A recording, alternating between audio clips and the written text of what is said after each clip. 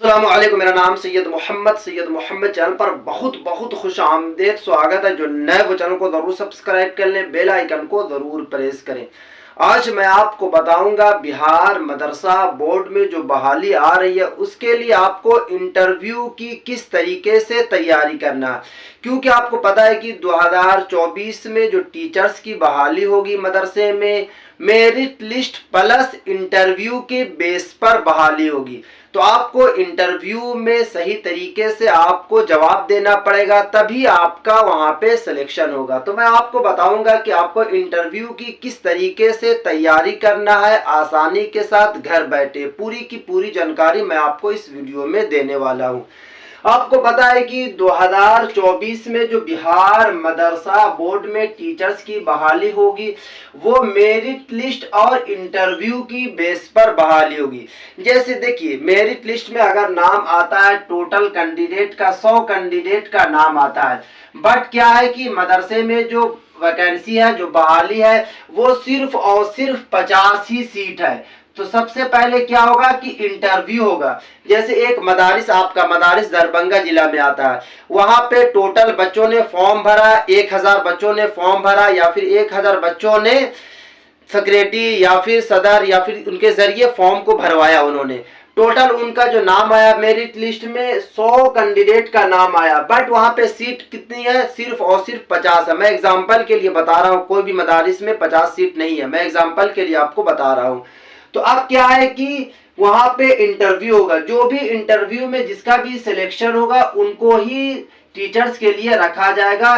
तो इसीलिए आपको इंटरव्यू में सही तरीके से जवाब देना है। तो किस तरीके से आपको इंटरव्यू में पूछा जाएगा, मैं एक वीडियो भी डाल दूंगा। जो 2017-18 में जो टीचर्स की बहाली हुई थी वहां पे भी इंटरव्यू के जरिए बहाली हुई थी, तो मैं आपको वो भी वीडियो दिखा दूंगा ताकि आपको काफी उससे जानकारी मिल जाएगी।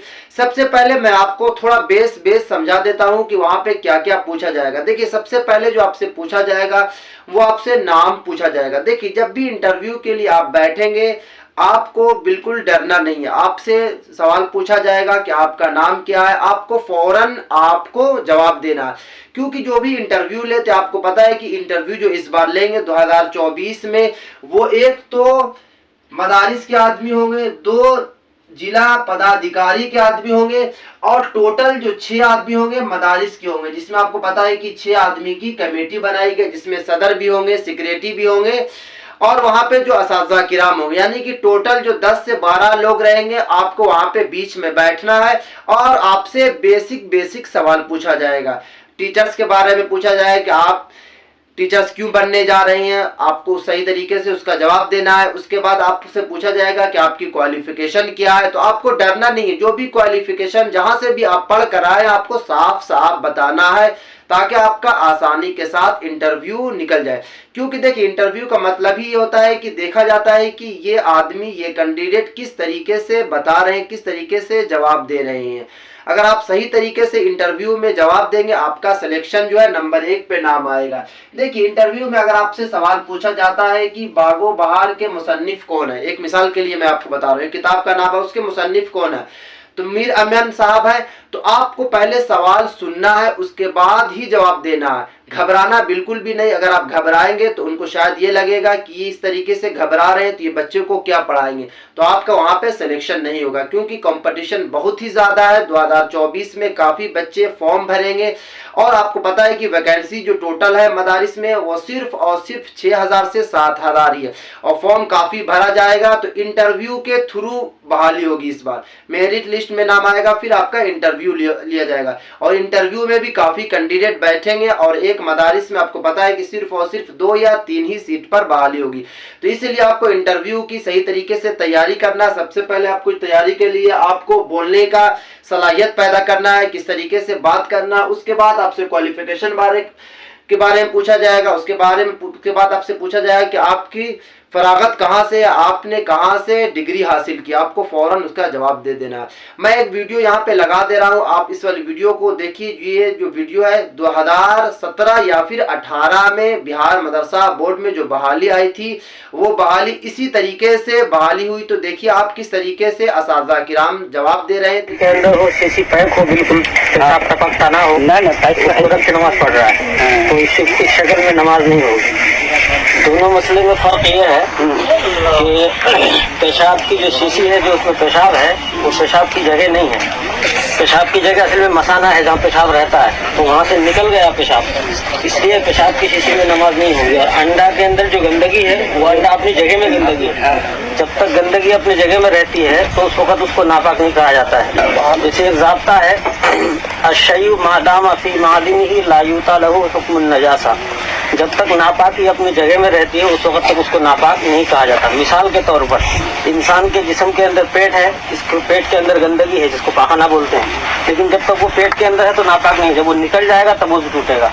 पेशाब इंसान के जिस्म में है, पेट में मसाने में, जब तक पेशाब अंदर है तो नापाक नहीं है, तो वो निकलेगा तब वो टूटेगा। इंसान के जिस्म में खून है, जब तक ये खून निकलेगा, बह जाएगा, तभी वजू टूटेगा। जब तक इंसान के जिस्म में खून नापाक है, पखाना नापाक है, पेशाब नापाक, लेकिन जब तक वो अपनी जगह में है, अपने मकाम पे ठिकाने पर नापाक नहीं होगा। जब निकलेगा तब नापाक होगा। तो क्योंकि पेशाब अपनी जगह से निकल चुका है, वो शीशी में आ गई, इसलिए अपनी जगह से निकल गया, तो इस शक्ल में नमाज नहीं होगी। अंडे के अंदर गंदगी है, वो भी नापाक है, लेकिन वो अपनी जगह में है, इसलिए उसको नापाक नहीं कहा जाएगा, नमाज उस शक्ल में हो जाएगी। मजहब इस्लाम ने मर्दों को 4 शादी करने का इख्तियार दिया है, क्या हिकमत है इसमें? मजहब इस्लाम ने 4 औरतों से निकाह करने को जायज़ करार दिया है। इसके अंदर फ़ायदा क्या है, हिकमतें क्या है? किताबों में बहुत से फ़ायदे, बहुत से हिकमतें लिखी है। मजहब इस्लाम के मुखालिफिन कहते हैं कि एक मर्द को एक ही औरत से शादी करना चाहिए, लेकिन मजहब इस्लाम ने 1 से ज़्यादा औरतों से निकाह करने की इजाज़त दी है। एक वजह यानी एक फ़ायदा, एक हिकमत यह है इसके अंदर कि अल्लाह तबारक व तआला ने मर्दमशुमारी के एतबार से आप देखेंगे, लोगों की गिनती के एतबार से, तादाद के एतबार से पूरी दुनिया का सर्वे किया जाए या हिंदुस्तान का किया जाए, तो औरतों की तादाद ज़्यादा है, मर्दों की तादाद कम है। ये सर्वे बताता है, मर्दमशुमारी बताती है कि मर्दों की तादाद कम है, औरतों की तादाद ज़्यादा है। अब अगर एक मर्द को एक ही औरत से निकाह करने की इजाज़त दी जाए, तो वो औरतें जो ज़्यादा है, औरतों की तादाद ज़्यादा है मर्दों से, तो कुछ औरतें बच जाएंगी। तो उनके अल्लाह ताला ने हर इंसान के अंदर एक जो जज्बा रखा है, जिनसी ख्वाहिश, उस जिनसी ख्वाहिश को पूरा करने के लिए इस्लाम ने निकाह करार दिया है, निकाह को वाजिब का ज़रूरी करार दिया है।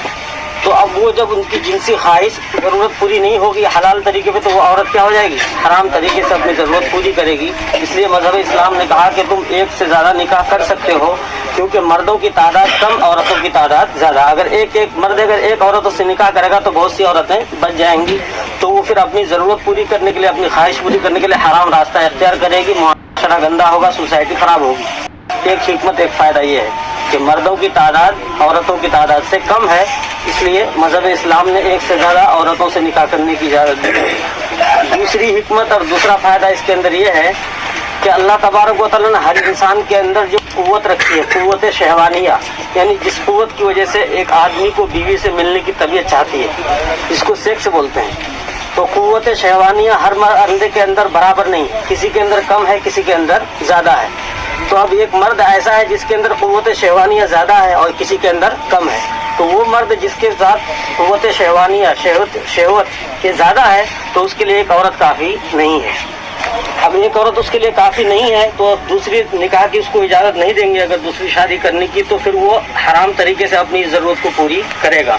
इस तरह से मुआशरा गंदा होगा, ज़िनाकारी आम होगी, यानी कि 10 से 12 पार्ट जो है वीडियो बनेगी इंटरव्यू के बारे में। एक एक चीज आपको मैं बताऊंगा। ये वाली फर्स्ट वीडियो थी तो मैं आपको थोड़ा सा इसमें आपको बता दिया होगा इस तरीके से पूछा जाएगा, बट जो मेरा पूरा पैटर्न इसमें आएगा कि आपको क्या क्या याद करना है, वहां पे किस तरीके से बैठना है, पूरा आपको डेमो क्लास करके बताया जाएगा। तो ये थी काफी इंपॉर्टेंट वीडियो। अगर अभी तक आपने इस चैनल को सब्सक्राइब नहीं किया तो चैनल को जरूर सब्सक्राइब कर ले, बेल आइकन को जरूर